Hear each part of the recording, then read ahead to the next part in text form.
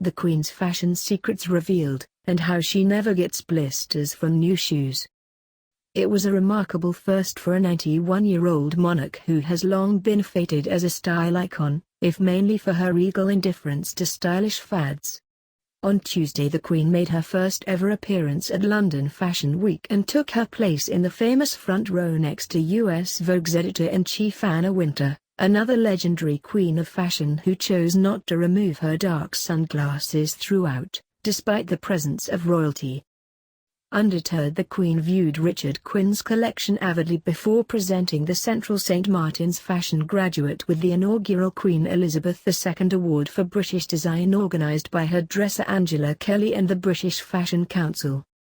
Introducing her, Chief Executive of the BFC Caroline Rush paid tribute, "Your Majesty, I know you do not wish to be known as a fashion icon, but for all of us in this room, we know you undoubtedly are.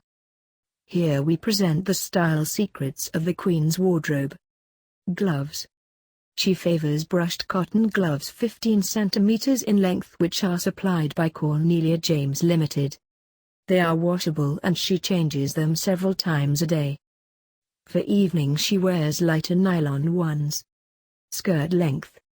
Her hems fall below her knee and include tiny lead curtain weights sold by department stores in a bid to avoid any Marilyn moments. No wrinkles. Her clothes have to be crease and breeze resistant to allow her to climb in and out of cars without a hitch. They must also be roomy enough for regular arm waving. Storage. All clothes and accessories are kept for posterity at Buckingham Palace in boxes and cotton bags inside mahogany wardrobes with airtight doors. Everything is archived and some of her evening gowns from the last 60 years are periodically on display. Standing out in a crowd. The Queen is particularly keen to adopt outrageous designs and bright colors, according to Stuart Parvin, who has designed evening wear for the Queen since 2000. She favors block colors which elongate her tiny frame. She is only 5 feet 3 in, and offer maximum visibility. "If I wore beige," the Queen once said, "nobody would know who I am." If the Queen is planting a tree in a setting with a predominantly green background, for example, the color is avoided in her clothing choices that day. Similarly, the white, jewel-studded outfit worn for her Diamond Jubilee River pageant in 2012 was chosen to contrast with the strong reds of the boat's upholstery. Her trusted dressmaker, Sir Norman Hartnell and Sir Hardy Amies, designed for her in the past. Today many of her clothes are designed and made at the palace by senior dresser Angela Kelly and her team. Kelly, who was taken on as a dresser in 1993 after working as a housekeeper for a British diplomat, once explained, "The Queen loves clothes and is a real expert on fabrics. It's not been a question of me teaching the Queen, it's been the other way around." Kelly sketches at least 4 different designs for a particular piece of fabric, from which the Queen can choose. After initial discussions, she produces a technical drawing from which the pattern is cut. Everything is cut and shaped to match a mannequin made to the Queen's size, details which have always been kept top secret. A prototype, or toy aisle, is then made from rough cotton, allowing the design to be tweaked before the final fabric is cut. Fitting sessions typically last half a day. 4 or 5 outfits are fitted at each session to make the best use of time.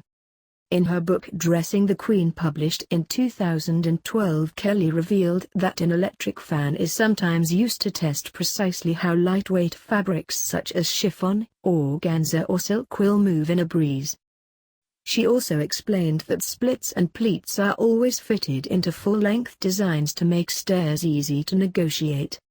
Up to 12 people staff the Queen's wardrobe department for big occasions, including 3 dressmakers, a milliner and 4 dressers whose job it is to help the Queen get dressed as well as keep her clothes in pristine condition.